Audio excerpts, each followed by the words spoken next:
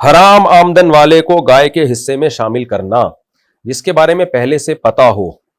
کہ اس کی ٹوٹل آمدن حرام ہے. ٹوٹلی اس لیے کہہ رہا ہوں کہ بعض لوگ مکس کما رہے ہوتے ہیں، حلال بھی حرام بھی. تو اس میں تو دیکھا جائے گا اگر زیادہ حلال ہے تو پھر حلال ہی ہم یہی سمجھیں گے ہمیں حلال سے دے رہا ہے، زیادہ حرام ہے تو ہم یہ سمجھیں گے ہمیں حرام سے دے رہا ہے. تو لیکن اگر پتہ نہیں ہے تو پھر جائز سمجھا جائے گا، کیونکہ ہمیں بدگمانی کی اجازت نہیں ہے. لیکن اگر آپ کو پتہ چل گیا بھائی اس آدمی کی جو سورس آف انکم ہے وہ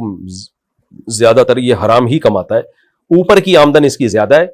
تو پھر آپ اس سے یہ کہیں گے بھائی آپ اپنے حلال پیسوں سے قربانی کرو. اگر اس نے حلال الگ سے نکال کے رکھے ہوئے ہیں وہ لا کے دیتا ہے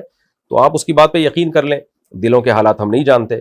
لیکن جب تک وہ ایسی صراحت نہیں کرتا تو پھر آپ کے لیے اسے قربانی میں شریک بنانا جائز نہیں ہے. سودی بینک میں اگر سود سے متعلق کسی ڈپارٹمنٹ میں کوئی جاب کرتا ہے یا انشورنس کمپنی میں جاب کرتا ہے، اسی یعنی براہ راست جس کا انشورنس کمپنی کے معاملات سے تعلق ہو، کیونکہ انشورنس کمپنی میں تو ڈاکٹرز بھی ہوتے ہیں جو انہوں نے ہائر کیے ہوئے ہوتے ہیں، ان کی آمدن حلال ہے. میں بات کر رہا ہوں جو انشورنس کمپنی کا جو ایک ڈھانچہ ہے، اسٹرکچر ہے، جس کے بغیر کمپنی چل نہیں سکتی، ایسے کسی شعبے میں جب کوئی ہوگا تو اس کی آمدن بھی حرام ہے. سودی بینک میں کوئی مینیجر ہے یا اسی طرح کوئی سودی معاملات لکھتا پڑھتا ہے، لکھنے پڑھنے کا کام ہے یا اکاؤنٹ کھولنے کا کام ہے لوگوں کو موٹیویٹ کر کے، تو ایسی شخص کی آمدن حرام ہے.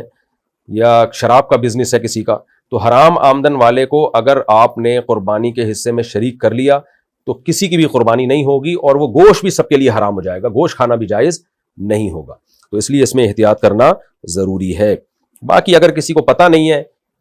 تو پھر تفتیش کرنے کی بہت زیادہ اس میں ضرورت نہیں ہے. کسی نے اپنے منہ سے کہہ دیا کہ بھئی میں حلال کماتا ہوں، میں یہ ان شعبوں سے میرا تعلق نہیں ہے، یا میں سودی بینک میں جاب تو کرتا ہوں لیکن میں نے قربانی کے لیے الگ پیسے رکھے ہوئے ہیں، تو بس اس کی زبان پر اعتماد کر لینا کافی ہے، زیادہ ڈیپ میں گہرائی میں جانے کی ضرورت نہیں ہے.